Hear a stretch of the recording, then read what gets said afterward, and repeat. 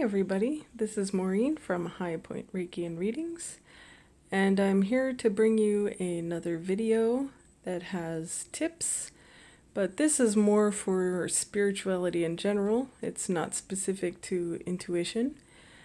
So this particular topic, I think, will at least apply to intuition and intuitive practices, but also Reiki and meditation and manifesting. So, and probably more I'm not even thinking of.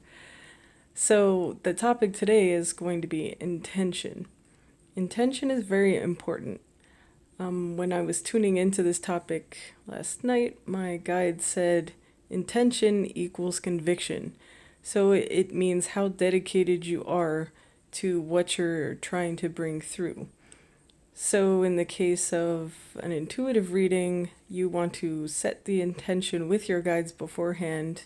Say you're reading for a lovely young woman named Jane. You say, we are going to bring through information for Jane. And if she wants information specific to love, for instance, say we want to bring through information about love for Jane. You want to be specific. You want to draw very clear parameters. That doesn't mean other information won't come through. There may be an aspect with her job that actually does have an impact on her love life, even if she's not dating someone at her work or something like that. You never know. The guides are very wise and will bring you the information you need, but just because you intend to only receive love information, don't panic if work information comes through. That's, I guess, the point I'm trying to get at. Now, with Reiki, especially I practice Kundalini Reiki, but it's a form known as Practical Reiki developed by Dr. Alice Langholt. And it does not use symbols, it does not use hand positions or anything of that sort. It only uses intention. So once you have been attuned, you activate your Reiki just by saying whatever you say to activate it. You can pretty much say whatever you want because, again, it's about intention. And then you say, please send Reiki to, let's say, Jane again, for her anxiety about her upcoming work meeting or whatever it is she requested the Reiki for. And you're setting your intention. And I tend to add on things like, please give her a sense of calm and whatever will fit and make the situation better. I will add descriptors. I will picture how she described how she wanted the meeting to go, and then I will add the descriptors that will create that atmosphere when the meeting comes up. When you're manifesting, intention is very, very important, and the more specific you are, the better. So if you need more money, you can ask for more money or intend for more money, but if you give a specific amount, that will help you greatly.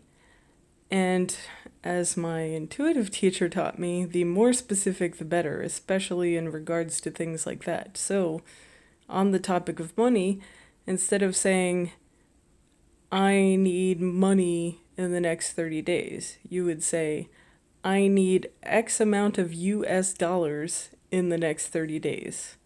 That's how you set your intention to make sure you get what you need. So figure out what you need ahead of time and then state exactly that. And that will, again, create the boundaries and parameters of what you're seeking, which is the whole point, right? And finally, with meditation, that is a very good one to set intentions with. Not all the time.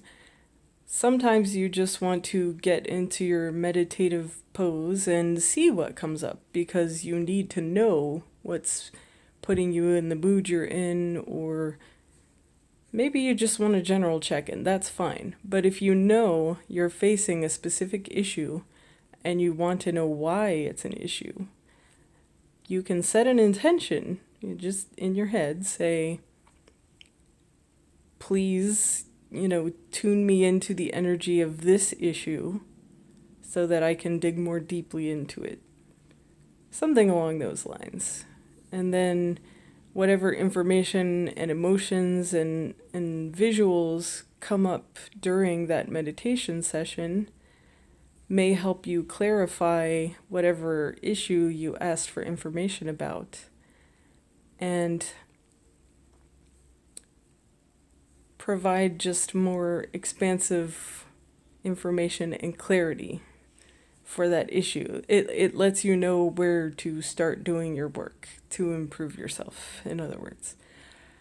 One more thing I want to mention is when you are reading for others, and this applies to intuitive readings, but it's almost even more important with tarot, runes, things like that, divination with tools. You definitely want to clearly set your intention, because how many times, myself included, have you sat down to pull cards for someone and you kind of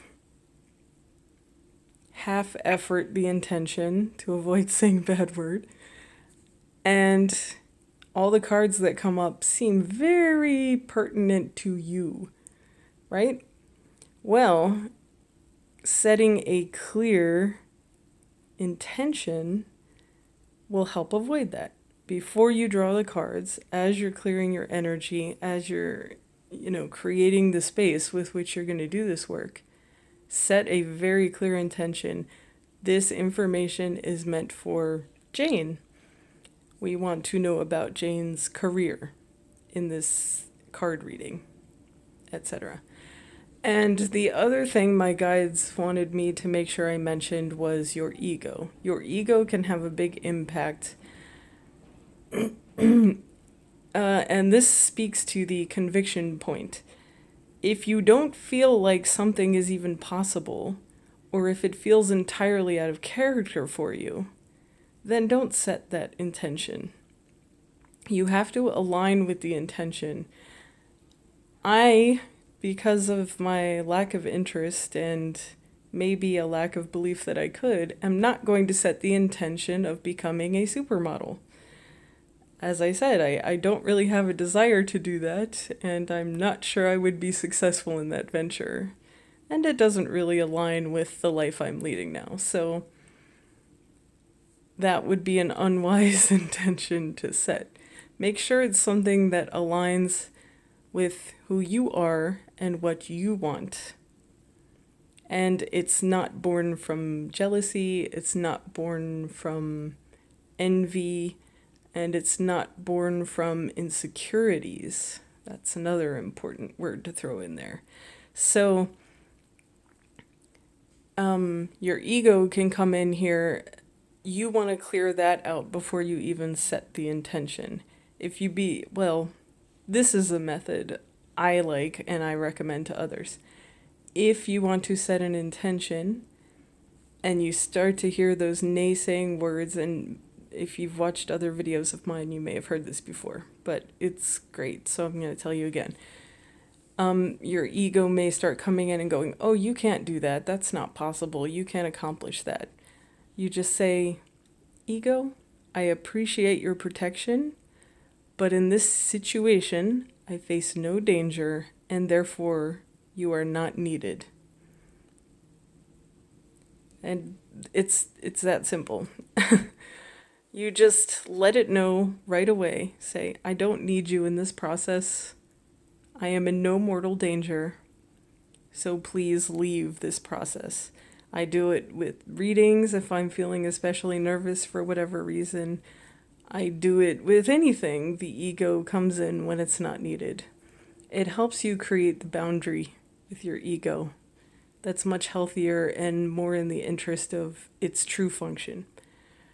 So, anyways, I hope you enjoyed that discussion, and feel free to recommend this to other people who may benefit from it, and go visit my website, highpointreikiandreadings.com. Have a good day. Bye.